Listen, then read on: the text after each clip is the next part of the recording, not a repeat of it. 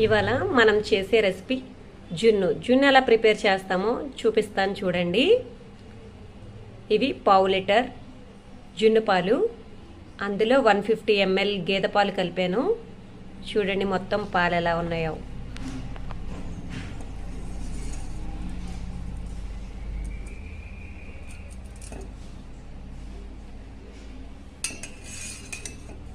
దీనికి రుచికి తగ్గట్టు మనం బెల్లం యాడ్ చేయాలి ఫ్రెండ్స్.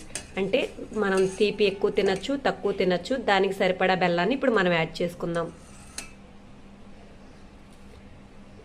తురివిన బెల్లం, మన జున్నుకి ఎంత తీపి కావాలో అంత చూసుకొని మనం బెల్లం ప్రిపేర్ చేసుకొని దీన్ని యాడ్ చేసుకుంటున్నాను.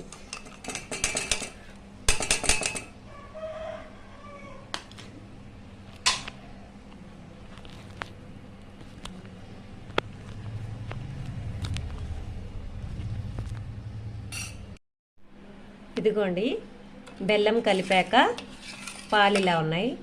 దీనిలో బెల్లంలో తరకలు అలాంటివి ఉంటాయి కదా, కాబట్టి దీన్ని మనం ఏ గిన్నెలో అయితే జున్ను ప్రిపేర్ చేయాలనుకుంటున్నామో ఆ గిన్నెలో వడకట్టుకుందాం. చూపిస్తా చూడండి.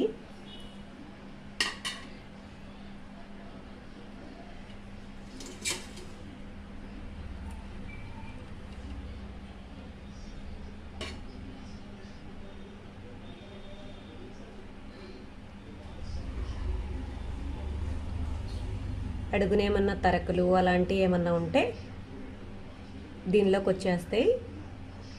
అందుకే ఇలా వడకట్టుకుంటే దీనిలో ఏముండదు. చూసారా, మనం బెల్లం వడకట్టడంలో దానిలో ఉన్న డస్ట్ ఎలా వచ్చిందో. అందుకే జున్ను మనం ప్రిపేర్ చేసేటప్పుడు ముందు దాన్ని వడకట్టుకోవాలి. వడకట్టుకోవడం వల్ల దానిలో ఉన్న డస్ట్ అంతా జల్లెళ్ళలోకి చూడండి. ఇందాక మనం జున్ను పెట్టాం కదా, అది ఎలా వచ్చిందో ఇప్పుడు చూపిస్తున్నాను. చూడండి, దాన్ని టెస్ట్ చేయడానికి ఇలా పెట్టాను. దీనిలో వాటర్ వస్తే ఏమన్నా వస్తే ఇంకా ఇది ఉడకనట్టు, లేకపోతే చక్కగా ఉడికింది. చూడండి, చూసారా, ఫోర్కుకి ఎటువంటి తడి లేదు. చూడండి ఎంత చక్కగా వచ్చిందో. చూడండి, మనం ఇంట్లో చేసుకున్న జున్ను ఎంత బాగా వచ్చిందో చూడండి.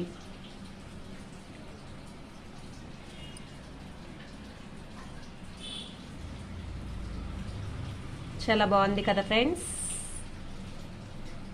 మీలో జున్ను ఎంతమందికి ఇష్టమో చెప్పండి, కామెంట్ చేయండి.